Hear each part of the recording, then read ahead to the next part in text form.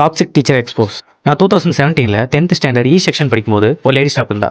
அவளை பொறுத்த வரைக்கும் அவள் சப்ஜெக்ட் மட்டும் தான் இருக்குன்னு அவளுக்கு ஒரு நினப்பு. மார்னிங் 8:15 கிளாஸ்க்குள்ளே இருக்கணும். கிளாஸ்க்குள்ளே இருந்தால் மட்டும் போதாது, நேற்று கொடுத்த homework 2 mark question 10 times, 5 mark question 2 times எழுதிருக்கணும்.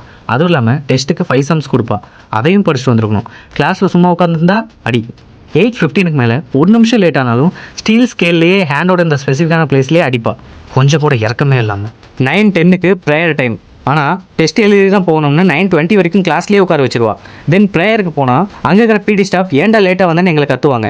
ஆனால் நாங்கள் அமைதியாக இருப்போம், பிகாஸ் அந்த சைக்கோவை பார்த்தா பயம். சரிப்பா ப்ரேயர் முடிஞ்சு நிம்மதியாக இருக்கலான்னு பார்த்தா முதல் பீரியடே அவள் தான். அந்த டைமில் ஹோம்ஒர்க் நோட்டில் கரெக்ஷன் பண்ணி வச்சிருப்பா. யார் ஹோம்ஒர்க் பண்ணலனாலும் கிளாஸ் அவர்ஸை வேஸ்ட் ஆனாலும் பரவாயில்லன்னு ஒவ்வொருத்தரையும் ஸ்டீல் ஸ்கேல்லேயே அடிப்பா. நெக்ஸ்ட் பீரியட் ஸ்டாஃப் கிளாஸுக்கு வர லேட் ஆச்சுனாலும் அந்த கேப்லையும் கிளாஸ் எடுப்பா.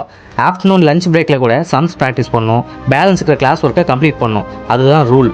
ஈவினிங் பிடி பீரியட் வந்தாலும் படிச்சே ஒன்றும் கிளிக்க போகிறதில்ல, இதில் பிடிக்கெல்லாம் எதுக்கு போகிறீங்கன்னு அதையும் சேர்த்து எடுத்துருவா.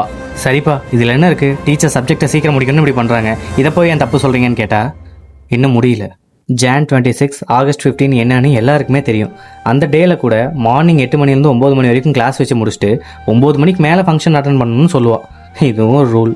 ஒரு நாள் ஒரு பொண்ணு ஹோம்ஒர்க் நோட்டை மறந்து வீட்டில் வச்சுட்டு வந்துட்டாங்க. அதுக்கு அந்த சைக்கோ டீச்சர் சொன்ன பதில், நோட்டை வீட்டில் வச்சுட்டு நீ எதுக்கு சிறைக்கிறதுக்காக இங்கே வந்திருக்க. என்ன ஒரு கேவலமான ஜென்மம் இல்லை. இந்த சைக்கோ கிட்டத்தட்ட 1 year ட்ராமாவை ஃபேஸ் பண்ணியிருக்கேன். நான் மட்டும் இல்லை, இதில் அஃபெக்ட் ஆனவங்க நிறைய பேர் இருக்காங்க. இவன் டார்ச்சர் தாங்க முடியாமல் ஒரு பையன் படிப்பே வேணான்னு டிஸ்கண்டினியூ பண்ணிட்டு போயிட்டான். ப்ராப்பர் டீச்சிங் மெத்தட் கிடையாது, ப்ராப்பர் கைட்னஸ் இல்லை, ரக்கர்ட் அண்ட் டாக்ஸிக் ஆக்டிவிட்டி மட்டும்தான் இருக்குது.